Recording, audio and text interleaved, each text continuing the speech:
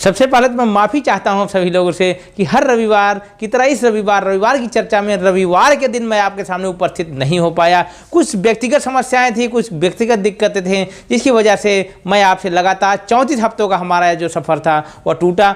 लेकिन फिर भी देर हुई पर मैं दुरुस्त आपके सामने उपस्थित हूँ। साथियों, एक बात मैं आपका दोस्त रसल रघुवंशी आपसे कहना चाहूँगा कि एक नए साल में, एक नए जोश में, कुछ नई चुनौतियों के साथ मैं आपके सामने हाजिर हूँ। वैसे मेरा अपना खुद का मानना है कि जो जीवन है ना, इसको हम साल के बल पे नहीं नाप सकते हैं। ये हमारे मानवों की कमजोरी है, हमारी बहुत बड़ी कमजोरी है कि हम अंकों के आधार पर व्यक्तियों का मापते हैं। लेकिन वास्तव में देखा जाए कि एक साल में हमने क्या अनुभव सीखा, किसी व्यक्ति का वास्तविक मूल्यांकन, गुणात्मक मूल्यांकन इस आधार पर होता है वह क्या सीखा है और उसे अपने जीवन में क्या अनुभव प्राप्त हुआ है, जिसके सामने सालों का बढ़ना, वर्षों का जुड़ना कोई मायने नहीं रखता है। जैसे कि बहुत सारे उदाहरण आपको मिलेंगे। मात्र 23 साल की उम्र में भगत सिंह जैसा एक महान अनुभवी व्यक्ति अपने देश के लिए अपने आप को फांसी पर चढ़ा देता है कि मेरे इस बलिदान का लाभ पूरे देश को उठाना पड़ेगा। तो वहाँ पर 23 वर्ष का वह बालक, वह बच्चा, वह युवा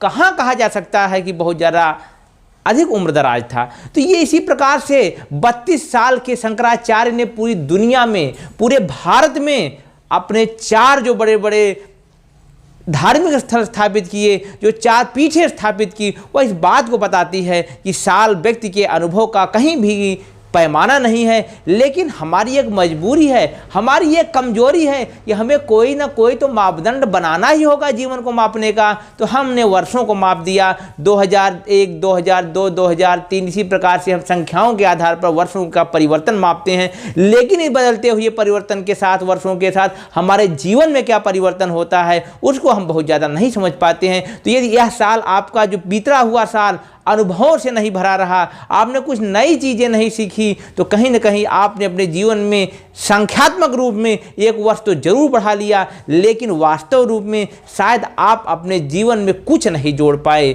साथियों, स्वास्थ्य क्या होता है, जीवन क्या होता है, जीवन का मूल्य क्या होता है, इसको 2020 ने भली भांति पूरी दुनिया को बता दिया। 18 लाख से ज़्यादा लोगों को अपनी जान देनी पड़ी और करोड़ों करोड़ों लोगों को इस बीमारी से, कोरोना की वजह से, कोविड-19 की वजह से अपने आप को संक्रमित करना पड़ा, संक्रमित होना पड़ गया। पूरी दुनिया में लाखों लोग, करोड़ों लोगों को अपनी नौकरियां छोड़नी पड़ गई, लोगों को अपने घरों में ही बंदी बना करके, कैदी बन करके महीनों महीनों रहना पड़ा। यह दुनिया जो ये स्वतंत्रता की तरफ बढ़ती है, विभिन्न प्रकार की आज़ादी की बात करती है, उसे घरों में रहना पड़ा। तो यह बातें हमें सिखाती हैं, यह हमें लेसन देती हैं कि हमें समझना होगा कि हमारी कीमत क्या है, हमारे जीवन का मूल्य क्या है और हमारा असली अनमोल विषय वस्तु क्या है, जो कि स्वास्थ्य है। और यदि स्वास्थ्य नहीं है तो जीवन में कुछ नहीं है। लेकिन इस स्वास्थ्य को सुनिश्चित करने के लिए, इस स्वास्थ्य को आगे बढ़ाने के लिए बहुत सी चीज़ों की ज़रूरत तो पड़ेगी आपको, जिसका आपको कहीं न कहीं जीवन में आवश्यकता होगी। जैसे कि वर्तमान में बात की जाए, ये कोविड एक तरीके से दब चुका है काफ़ी हद तक बहुत जगहों पर। इसका आप सिकुड़न, इसका जो विस्तार जो है संकुचित होता चला जा रहा है। तो इसकी अब यह हमेशा की इस धरती से चला जाए, रिमूव हो जाए, उन्मूलन हो जाए, उसके लिए यह वर्ष 2021 बहुत ही ज़्यादा निर्णायक होने जा रहा है कि पूरी दुनिया में व्यापक स्तर पर वैक्सीनेशन का प्रोग्राम चलाया जाएगा। विभिन्न प्रकार के, विभिन्न तरह की वैक्सीन अब मार्केट में उपलब्ध होती जा रही हैं और बहुत से देशों ने अपने देश के नागरिकों को वैक्सीन का उपलब्ध कराना शुरू कर दिया है। हमारे देश में जल्द ही वैक्सीन आना चालू हो जाएगी। उसके बाद एक नई चुनौती इस देश के सामने खड़ी होगी कि किस प्रकार से सबसे अधिक से अधिक लोगों को इम्यूनाइज किया जाए, उनको इस प्रकार से प्रतिरक्षा तंत्र को ये कोरोना के विरुद्ध उनको पैदा किया जाए, जिससे कि इस महामारी से, इस महाबीमारी से लोग अपने आप को बचा सके। तो इस वर्ष की जो सबसे बड़ी चुनौती मैं समझ रहा हूँ वो कोरोना का है। किस प्रकार से पिछला साल जो हमारा एक तरीके से स्पॉयल हो गया, खराब हो गया, उसको इस साल में कैसे हम बचा करके इस बीमारी से दूर हो जाएं और अपने आप को, अपने स्वास्थ्य को, जो जीवन का सबसे अमूल्य, सबसे मूल्यवान वस्तु होती है, उसको हम सिक्योर कर सकें, इंश्योर कर सकें। साथ ही साथ सबसे ज़्यादा ज़रूरत इस बात को ध्यान में में रखने की है कि वो गरीब तबका, वो कमज़ोर तबका, वह ऐसा तबका जो आर्थिक रूप से विपन्न है, उस तक किस प्रकार से कोरोना वायरस की वैक्सीन को पहुंचाया जा सके। तो इस साल की सबसे बड़ी चुनौती, सबसे बड़ा चैलेंज हम पूरे देशवासियों के लिए नहीं, पूरे विश्व के लिए है कि किस प्रकार से वैक्सीन के माध्यम से अपने दुनिया को हम प्रिजर्व कर सके, संरक्षित कर सके इस कोविड-19 के विरुद्ध। साथ ही साथ इस बात का हमें भी ध्यान रखना होगा कि जिन लोगों की वजह से, जिन लोगों के कारणों से यह बीमारी लोगों में फैली, उन लोगों को किस प्रकार का इसका दंड भुगतना पड़ रहा है या पड़ना पड़ेगा, इसको भी दुनिया को सुनिश्चित करना होगा। जिस प्रकार की लापरवाही कोविड-19 को लेकर के चीन जैसे देश ने बरती, वह कहीं न कहीं कटघरे में खनने वाली है। और कहीं न कहीं तो ऐसे देश जो उन्हें पूरी दुनिया को संकट में डाला, वो अपनी अर्थव्यवस्था को पॉजिटिव में ले जा रहा है और बाकी दुनिया निगेटिव ग्रोथ की तरफ बढ़ रही है। बहुत बुरी तरीके से लोगों का एम्प्लॉयमेंट चला गया। तो क्या इसकी कीमत चीन जैसे देश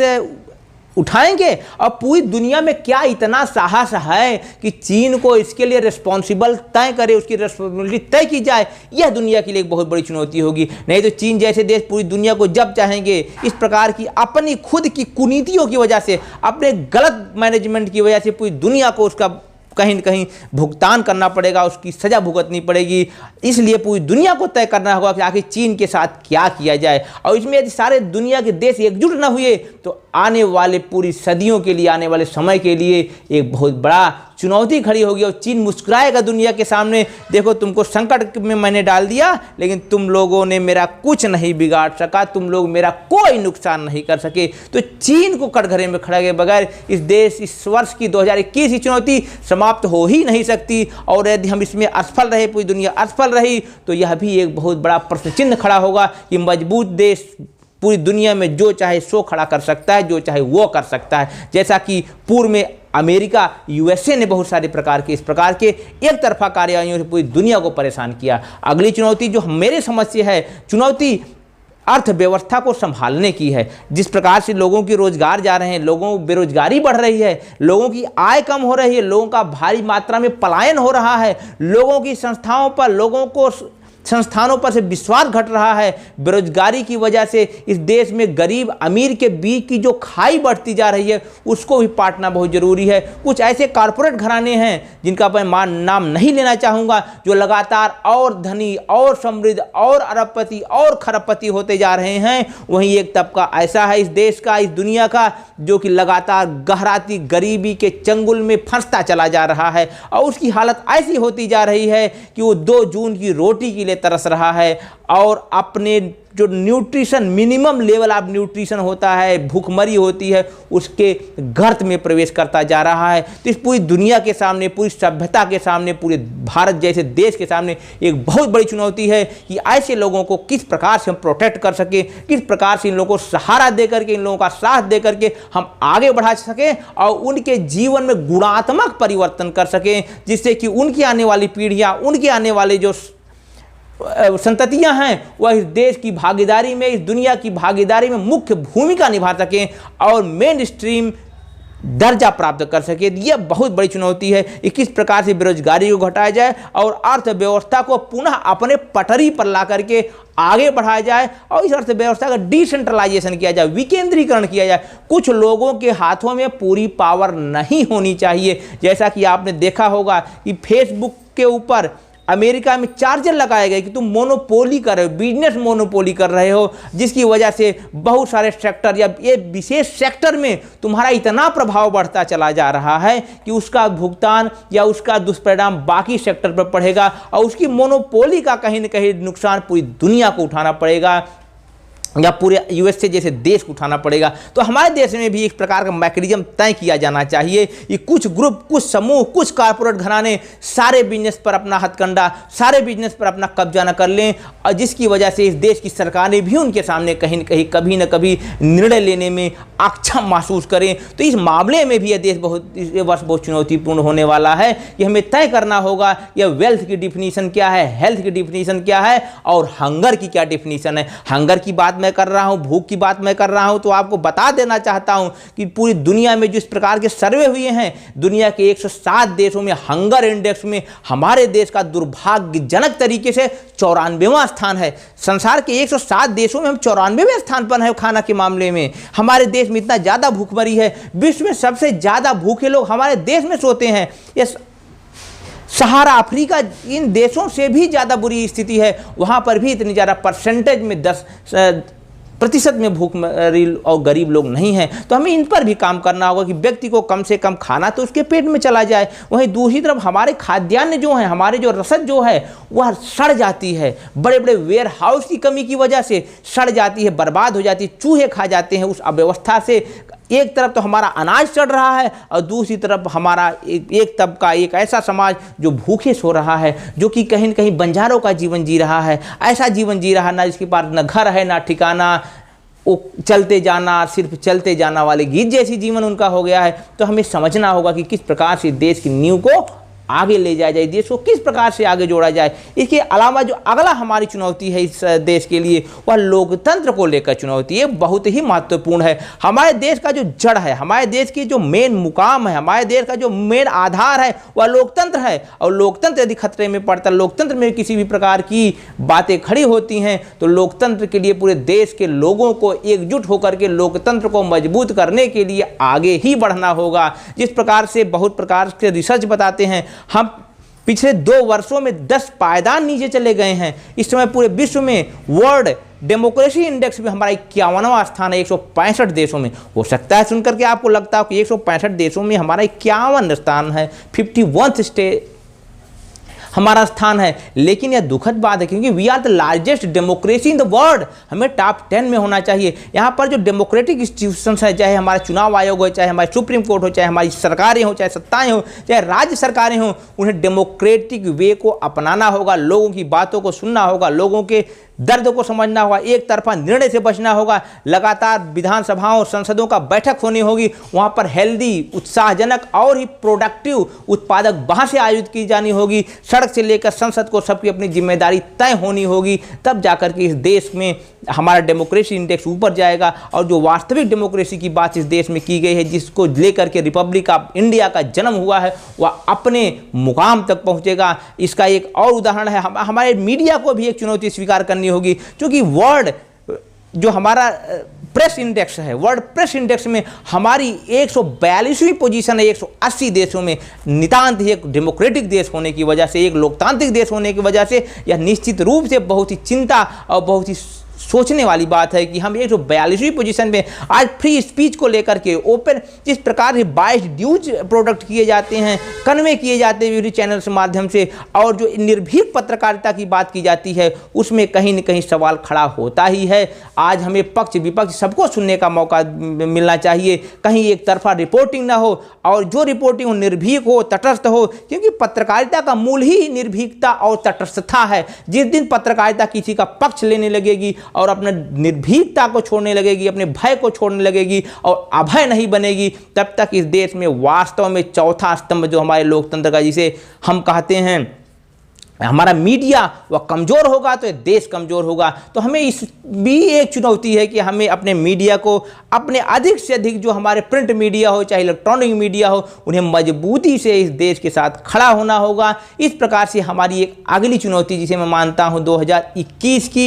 इसके अलावा आपका अपनी कुछ चुनौतियाँ हैं, नौकरी को लेकर के, गरीबी को लेकर के, भूखमरी को लेकर के, और साथ ही साथ हमारा जो देश के प्रति एक लगाव है, हमारा जो देश की प्रति जिम्मेदारी है, वह बहुत ज़रूरी है। साथ ही साथ एक बहुत बड़ा चैलेंज देश के सामने, जो कि मैं हालांकि मुझे नंबर 1 पर रखना चाहिए, लेकिन मैं इसे बाद में जिक्र करना चाह रहा हूं, वह शिक्षा। जिस प्रकार से कोविड के दौरान लॉकडाउन के माध्यम से या आफ्टर लॉकडाउन कोविड पीरियड जो चल रहा था, उससे जो बच्चों की पढ़ाई का व्यापक नुकसान हुआ, स्कूल, कॉलेज, यूनिवर्सिटीज़ सारी पे ताले लग गए। उससे करोड़ों बच्चों को शिक्षा से विरत होकर के अन्य माध्यमों से, हम सोशल मीडिया के माध्यम से, ऑनलाइन क्लासेस के माध्यम से, ऑनलाइन ऐप्स के माध्यम से, विभिन्न प्रकार के मोड ऑफ इंस्ट्रक्शन के माध्यम से जो शिक्षा ले रहे हैं, जो अभी तक की एक अपरंपरागत अनकन्वेंशनल शिक्षा पद्धति रही है, उससे जुड़ करके हम शिक्षा प्राप्त करते रहे हैं, वह कहीं न कहीं उस शिक्षा का जगह कहीं नहीं ले सकती है जो परंपरा परंपरागत शिक्षा है। तो इस साल की एक ये भी चुनौती है कि किस प्रकार से हम अपनी शिक्षा को अपने रोड पर लाएं,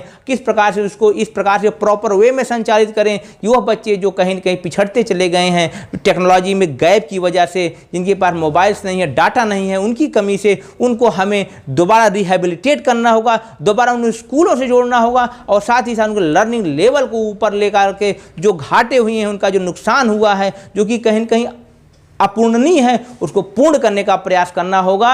इन्हीं बातों को हमें से ध्यान रखना होगा। अंत में एक बात कहना चाहूँगा, दोस्तों ध्यान रखिएगा, बर्फ का पर्वत इरादे छोड़कर गलता रहा, रोज सूरज निकलकर रात को ढलता रहा, रास्ते के पत्थरों पर जिंदगी मानी नहीं, हम अलग ही हैं, हमारा विश्व में सानी नहीं, नित नई राहें बनाता खूब आता है हमें, हम किसी तालाब का ठहरा हुआ पानी नहीं। तो हम तालाब के ठहरे हुए पानी नहीं है। जिस प्रकार से समय और वर्ष सतत प्रवाहशील है, अपनी गति से चल रहे हैं, हमें भी आगे बढ़ना होगा, एकजुटता के साथ आगे बढ़ना होगा, इस देश के लिए आगे बढ़ना होगा।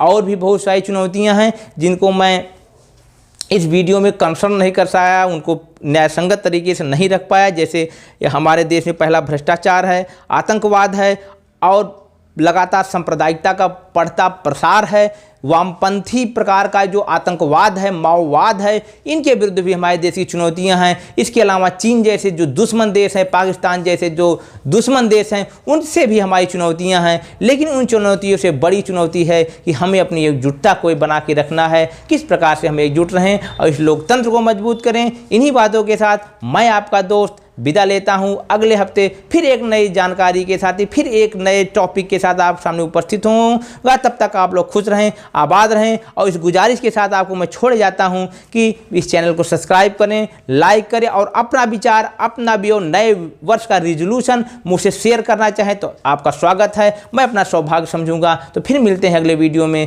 तब तक खुश रहें, आबाद रहें, स्वस्थ रहें, मस्त रहें। बहुत बहुत धन्यवाद।